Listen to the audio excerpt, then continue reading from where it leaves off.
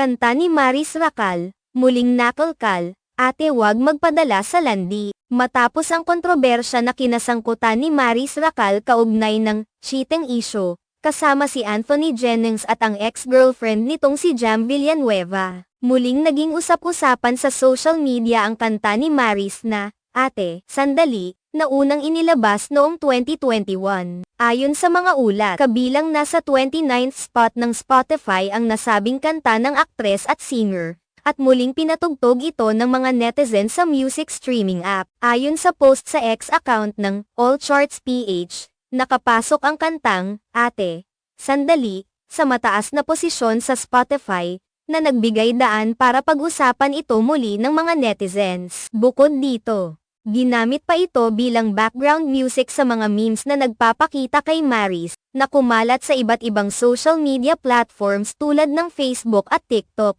Hindi rin nakaligtas ang music video ng kantang ito na na-upload sa official YouTube channel ni Maris, na muling binisita ng mga tao upang mapanood at magbigay ng kanilang mga reaksyon. Tulad ng inaasahan, nag-iba-iba ang mga komento ng netizens patungkol sa nangyaring viral na pagbalik ng kanta ni Maris. May mga tao na nagkomento na tila isang panahon lamang ang sikat ng isang kanta, at may mga nagsabi na tulad ng nangyari sa kantang Tala ni Sarah Geronimo na sumikat dahil sa pagputok ng balita tungkol sa Bulkang Taal. Nagkaroon din ng pagkakataon ang kanta ni Maris na maging viral dahil sa isyu na kinasasangkutan niya. Isa sa mga netizens ang nagkomento, "Panapanahon lang yan. Parang tala ni Sarah sumikat dahil pumutok yung taal," na nagsasabing ang mga pagkakataon kung kailan nagiging sikat ang isang kanta ay madalas na nakadepende sa kung anong balita o isyu ang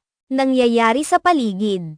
May ilan ding nagsabi na, "Ganon talaga, maingay ang name niya ngayon na nagpapakita ng pananaw na ang kasikatan ng kanta ni Maris ay dulot na rin ng mga kontrobersyal na kaganapan sa kanyang buhay. Samantalang may ilang mga netizens na nagbigay ng kanilang saloobin tungkol sa kanta at sinabing, "Mas gusto ko mag-viral ulit ang mga kanta ni Rico Blanco kesa sa kanya." Pinapakita ng komento na ang ibang tao ay may preference sa ibang mga artist at hindi nila gaanong gusto ang trending ngayon na kanta ni Maris.